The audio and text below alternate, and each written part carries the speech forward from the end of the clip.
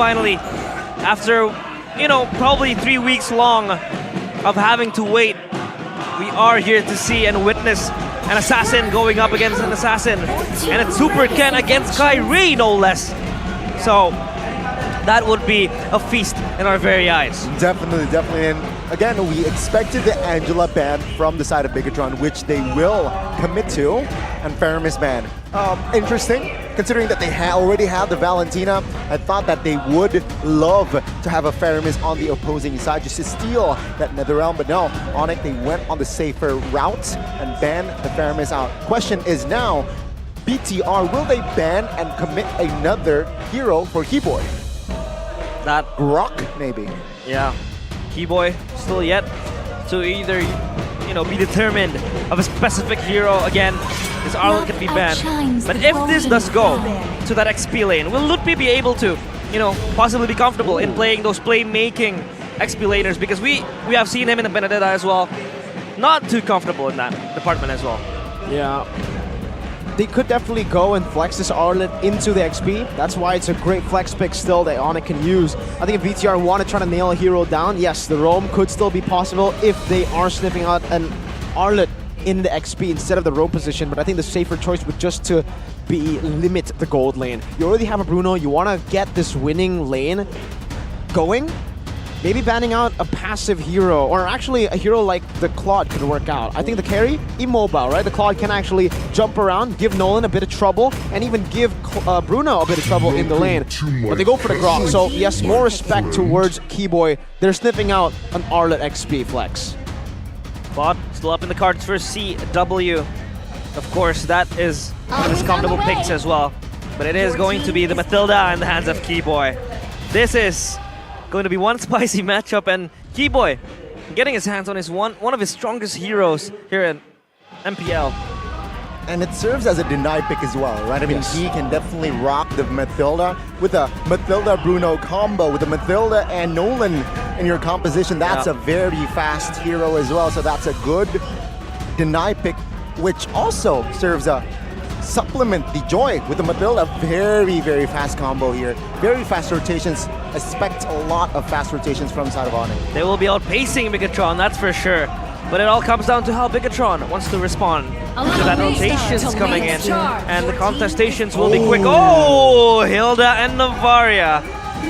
Nightmares. Kyrie against the Hilda. Yeah, the Joy Season Nightmare. 12. Season 12, and even if you remember M4 group stage against Todak, the Hilda that destroyed them in the group stages. Now for Onic, last pick, it should be a gold laner, Claude, carry. Those two come in mind instantly for CW, knowing how he utilizes the weak side. Is it possible, though, that they go for something a bit crazier? Something like a Brody for CW? It's something we rarely see. He usually just sticks on the Claude and carry, but if they want to utilize this killing pressure, this rotation, fast rotation at the start, that would work. They go for Roger instead. The pick that has been rising. As Skylar says, Raul. You know that? Raul. He says it on the stream when he plays Roger. Wow, wow, wow. Of course, interesting picks from two different teams. And then Rogers, of course, also rising in popularity. That could be the key card, the ace for CW, but it is down to how the teams will be playing. And this is going to be the draft index for both Bigetron and Onic. For the draft index, it actually favors Bigetron Alpha, but what we've seen today, the pattern for the draft index is whoever wins the draft index usually loses the game. It'll come down to the execution, though, for both these teams. We know how good both of them can be. The Hilda into the Joy as well, but don't forget the Matilda there to give sustain, mobility, and much more with the engage and disengage potential. We've got a match. Shows the skies. The Sky Kings are here to descend. Will they crash down, beaten to a pulp by the Red Robots? It is a match to see. Bigetron Alpha against Onic Esports. Let's see indeed. And you can see here, both junglers, they decide to start on the same, opposite buffs here. The orange buff start from Super Ken. Lethal Ignition going down there, and he already using this early game to try to delay Kyrie, and he's doing a good job at it. Nolan already clearing out first, but you can see instantly now with the 3 QCs that Onic wants to abuse this mobility all around. And you can also see from the gold lane, Roger is an incredible lane bully. Supercan's got to be careful though here, Sans. Very, oh my god, so bursty, this Valentina. Yeah, actually chunked Novaria's health to almost a quarter. That's a win there from Trade. That damage though, it is indeed bursty. And we'd expect Key to always be sticking around Kairi, trying to exert more pressure. As CW, I think, will be playing more passively in this scenario, but Keyboy jumps in. Oh, with the guiding win, it actually helps CW, but oh, they jumped in back. Come on. Flicker, trying to escape, but Kairi says, no, you will not. First blood goes to Onic. The bait's wonderfully done by CW, knowing that he is a tanky, beefy kind of gold laner. He can take a bit more punishment, especially with the help of that guiding win. And Iman did not realize that it was a bait with Kairi just lingering. Moreno, though. Almost, not from downtown, but misses. CW will be able to escape also with that guiding wind. Always path of escape with that guiding wind in the hands of Keyboy. And CW, again, like what Mirko mentioned, beefy and tanky could really be. Oh! Supercan secures it. Yeah, that's a good retribution there by Supercan. Lutpi, though, now level 3 and will be punished by Moreno from downtown as well. And will they pressure mode? It seems like yes. Kairi puts their retribution, but Kaiki now will be punished with the death penalty zone from Sans. That's a good response from Onic. A great one, a good trade there with a kill onto Key. But still the turtle for BTR as well. Iman's actually being very, very active now with this Bruno, trying to rotate over towards the mid lane to provide some help as well. But Kairi, he's been farming quite well for himself too. Despite Turtle going to Super Ken, it's only a 1-level lead, and I think it's a bit less than just a 1-level lead. Oh, Key. Oh, he is receiving heat. Kairi and TW ganking up on Key and will find another kill to Onic's name. Feeling like it's eating him from the inside, trying to put more pressure, but he has to die. Super Ken, though, receiving damage. Fast tempo is the name of the game. Another pressure there by Onic. But this time, Super Ken will be able to escape. And now we're taking a look again at the slower pace when Bigetron tries their best to slow it down for Onic. Obviously now with the kill lead and the kill pressure lead as well, that mobility, they want to try to push the pace as much as they can. They want to try to look for these ganks with the QC, 3 QCs that they have on hand. I think for Bigetron as well, the main goal that they have in the early game now, based on their talents too for Iman, is to scale. Meanwhile for CW with that Master Assassin on the Roger, he really wants to look for these brawls, these 1v1s. 4KM will be fine. In that scenario though, is Key. Always in a constant pressure, but sometimes it kind of feels like he's trying to sacrifice himself with this dangerous movement. Of course, trying to deny Kairi for that. Whoa, final slash committed, invested, and will come to fruition there. Lutpi finally getting the kill. Oh, the bottom side of the map is actually 3v1 for Lord JM. This time, Terizla will not be able to receive the heat, and he will fall as well, pre-turtle. Again, now Onic has Prio on that turtle. Will be able to match Super Ken's, neutral with that one turtle that they have. Big win for Onic. Well played to them as well. The way that they are able to force these skirmishes out and gank, take advantage of Bigetron's less mobile heroes like the Terizla with the flicker already burnt out earlier. Just pure punishment from Onic reacting to the BTR positions. But when we take a look at the items here, House Claw's already done. Still 700 gold lead though, 900 now growing for the Roger as it's a Thunderbelt start for the Roger. Wants to be as beefy as he can, wants to utilize this early skirmish power to create that snowball. For BTR, I guess, at this point, up against this kind of snowball composition, they want to try to weather the storm. If Iman can get to those item power spikes, the Berserker's Fury, I think mainly the Malefic Roar to start really dealing damage and putting the pace onto the frontliners of Onic. It'll be the Malefic Roar. So for Onic, they have control now, and they definitely want to try to invade a bit more and also gank over towards these solo laners. CW could always make his way to the backline with that beefy, tanky build. Oh, Keyboy's gonna be fine. He's just gonna recall for the players of Bigetron. And so far, again, Key, always constantly on the move, on the hunt. He's trying to deny the players of Onic those fast rotations that they implement, and they're trying to implement in this match.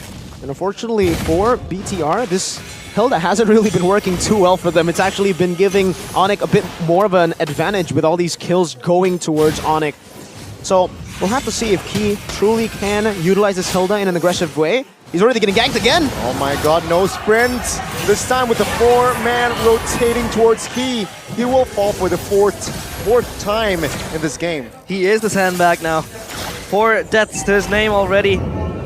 Does this feel advantageous though? He's trying to make space, I think, for Eman to farm his way up. But again, the goal lead is all in the hands of Onic. Yeah, the big problem with this Hilda is the delay isn't even... It's not long enough even, right? The burst comes down too much. Lord JM, an interesting initiation. Penalty zone prematurely. Let's see though. No backup whatsoever. Is this a disconnect? Lord JM now will be punished, taken out. Now he jumps in, isolated in a 5-man Onic. That's another kill for Onic. Onic always so proactive, responding to whatever Bigetron is trying to do, especially catching Key. And Lord JM also on the move, but that initiation though was kind of questionable. Very questionable. Not sure what the plan was there for the Terizla for Lord JM. Very uncharacteristic from Lord JM, knowing that how he plays when he debuted as well. Still trying to think as to what really the plan was there. Felt like he just initiated, maybe thinking Super Ken was around to look for the steal, but even then the turtle wasn't low enough for the steal. Now it's Onic with a 3,000 gold lead and even a turret, so more tempo on the top side of the map. He will be safe though, again, trying to be the scout, the main scout for Bigetron. But now they group up, ready to fight. And Onic, they're just getting stronger, especially with the snowball that they have. So far it's only Lutfi with the death. And CW is just gonna farm his way to the items necessary. So mobile, man, this Onic team. And you can see that Bigetron, they are not caught. They got caught up with the tempo created by Onic. They cannot play their own game. Yeah, they're only looking for scraps around the map, trying to minimize this gold lead from Onic, the snowball that is building up to be quite a big one. Notice that Sans has actually taken the penalty zone. An interesting ult to take as a Valentina. He wants to either catch, initiate for the team, or play defensively with the peel that she has. That could be very good. Oh, it goes with the penalty zone. On towards Key though.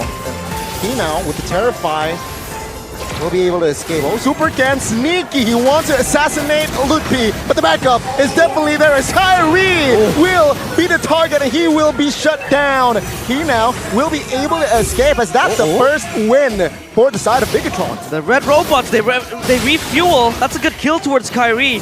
No jungler, no retribution means they can possibly just try to poke out this Lord and invite Onic into that pit, trying to at least release the pressure that has been constantly put by Onic, but they want more. They're trying to be on the hunt with the chase as well. So this could be very, very interesting for Onic to approach. Okay, Onic trying to delay the Lord take, while Kyrie is already rotating towards the buff. So Lutfi now caught, committed, final slash on towards the no follow-up as he will survive with 1 HP! Kyrie jumps in, finding one, does not get two though, as Lord JM was able to escape. Look at how the turntables now. It's Kyrie who picked up a kill on Super Ken, and now it's Onic with a retry advantage.